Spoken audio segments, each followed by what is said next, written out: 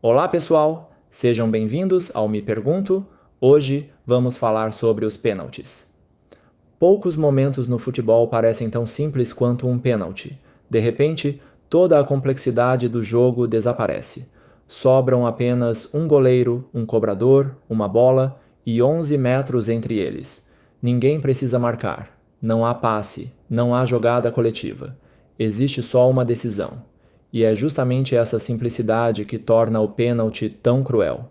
Em poucos segundos, ele transforma uma partida inteira de 90 ou 120 minutos em um pequeno experimento psicológico. Antes de qualquer coisa, a física está do lado do cobrador. O gol tem 7,32 metros de largura e 2,44 metros de altura, e o goleiro precisa cobrir essa área enorme em pouquíssimo tempo. Uma batida forte pode ultrapassar os 100 km por hora. Nessa velocidade, a bola cruza os 11 metros até a rede em menos de meio segundo. Some o tempo que o cérebro leva para reagir ao tempo que o corpo leva para se deslocar. E a conta simplesmente não fecha. É impossível esperar para ver a direção do chute e ainda assim alcançar todos os cantos. Por isso, na maioria das vezes, o goleiro não defende um pênalti apenas reagindo, ele antecipa. Enquanto o cobrador se aproxima, o goleiro lê a corrida, a posição do quadril, o pé de apoio, a inclinação do corpo e aquilo que o jogador costumava fazer em cobranças anteriores. A ideia é adivinhar o lado antes mesmo de a bola sair do pé. Essa leitura é um tipo de intuição treinada, construída com muita observação. Não é um chute no escuro, mas também está longe de ser uma certeza. E o cobrador sabe que está sendo lido dessa forma. Isso abre um leque de estratégias. Ele pode decidir o canto antes de correr e bater com força total. Pode esperar o goleiro se mexer primeiro e mudar a direção no último instante. Pode até bater no meio do gol, apostando que o goleiro vai se jogar para um dos lados. Só que cada escolha cobra um preço. Esperar demais tira potência e precisão.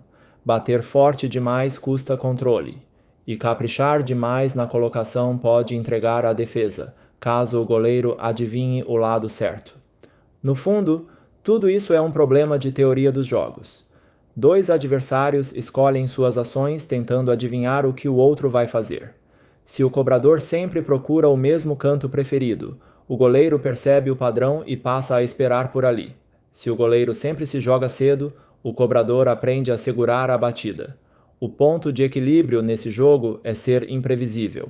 Em outras palavras, não basta o cobrador bater bem. Ele também precisa ser difícil de decifrar. Mas existe um fator que muda o jogo inteiro: a pressão.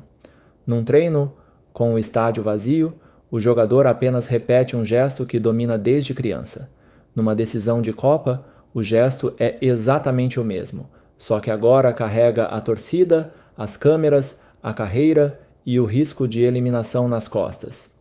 Estudos sobre cobranças de pênalti mostram que essa pressão elevada aumenta a chance de erros graves, incluindo aquela bola que vai muito longe do gol.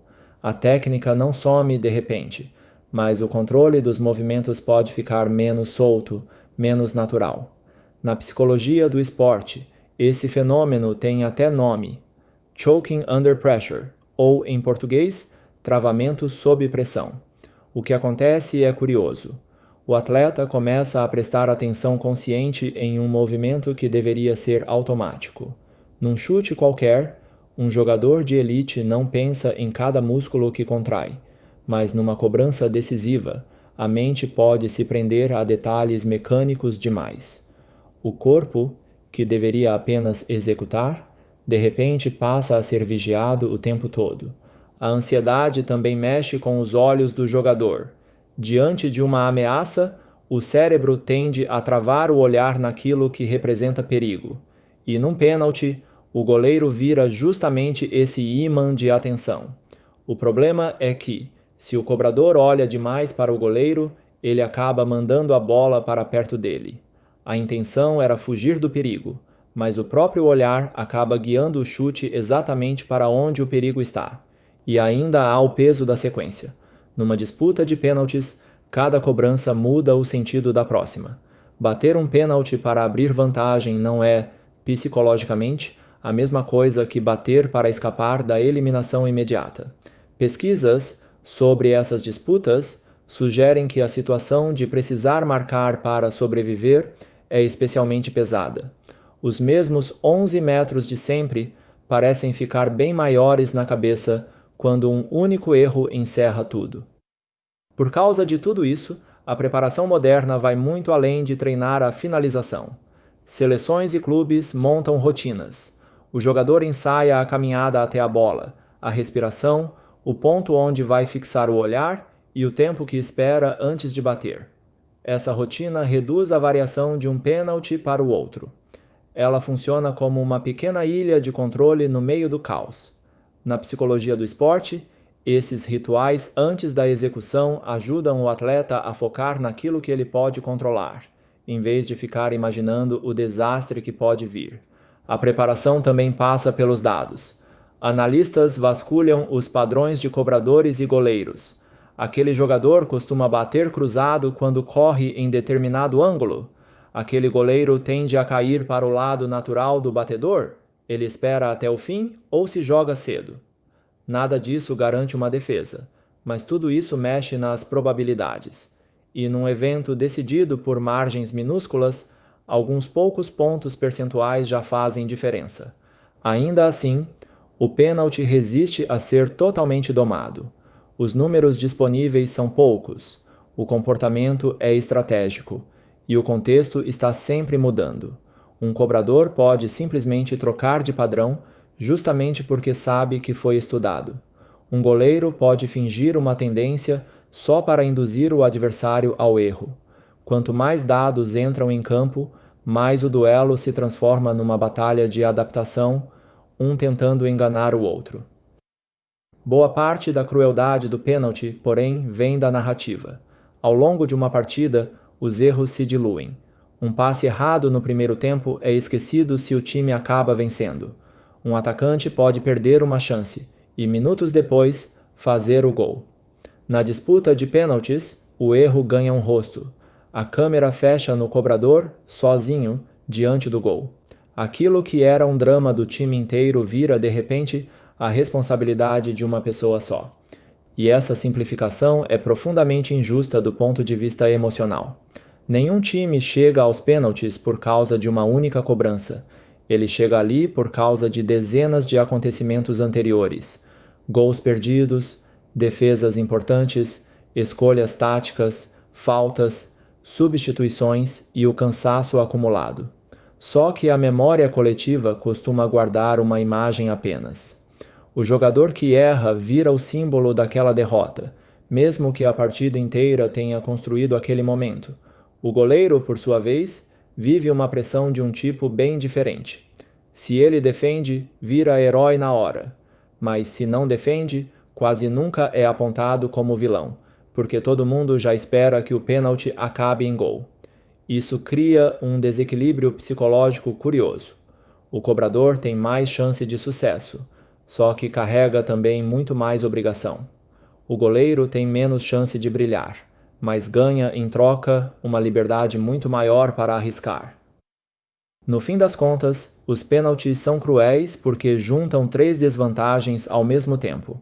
A física joga contra o goleiro, a pressão joga contra o cobrador, e a narrativa joga contra quem erra. Eles parecem justos porque todo mundo bate da mesma marca, à mesma distância. Mas por trás daquela marca no gramado existem diferenças enormes de técnica, cansaço, histórico, personalidade, informação e estado emocional. A cena final quase se desenha sozinha. Aquele silêncio pesado logo antes da cobrança. O estádio inteiro parece encolher até caber nos poucos passos entre a bola e o gol. O goleiro flexiona os joelhos. O cobrador respira fundo. A bola está completamente parada, mas a cabeça dos dois está a 1000 por hora. Em menos de meio segundo, física, estatística e psicologia se encontram naquele único lance. Logo depois, resta apenas uma imagem: gol, defesa ou erro. E o pênalti é cruel justamente por isso. Parece simples, mas carrega complexidade demais para caber em um só chute. A fadiga acrescenta mais uma camada a tudo isso. Numa disputa que só chega depois de 120 minutos de jogo, o cobrador não é mais o mesmo atleta descansado do aquecimento. As pernas já acumularam corridas em alta velocidade, mudanças bruscas de direção, choques e um desgaste muscular profundo. E o cérebro também está exausto, porque a partida exigiu atenção o tempo inteiro. Um pênalti decisivo, então, junta músculo cansado com mente sob pressão. A técnica precisa sobreviver dentro de um corpo que já passou do seu melhor momento. Esse cenário ajuda a entender por que alguns treinadores escolhem os cobradores não só pela qualidade do chute, mas também pela forma como lidam com a emoção. O melhor finalizador com o jogo rolando nem sempre é o melhor cobrador na hora de uma eliminação. O batedor ideal precisa reunir 3 coisas: técnica, uma rotina bem treinada e a capacidade de conviver com a possibilidade real de errar. No fundo, ele precisa executar um gesto simples, enquanto todo o ambiente ao redor tenta transformar aquilo em algo gigantesco. É por tudo isso que uma disputa de pênaltis nunca é apenas uma lista de chutes. Ela é um teste concentrado de biomecânica, estatística e autocontrole, tudo espremido em poucos segundos. O placar final parece simples, quase óbvio, mas por trás de cada cobrança existe um mundo de decisões invisíveis. Obrigado por assistir ao vídeo de hoje. Se você gostou, deixe o seu like, se inscreva no canal e ative o sininho. E deixe nos comentários as suas perguntas. Até o próximo vídeo.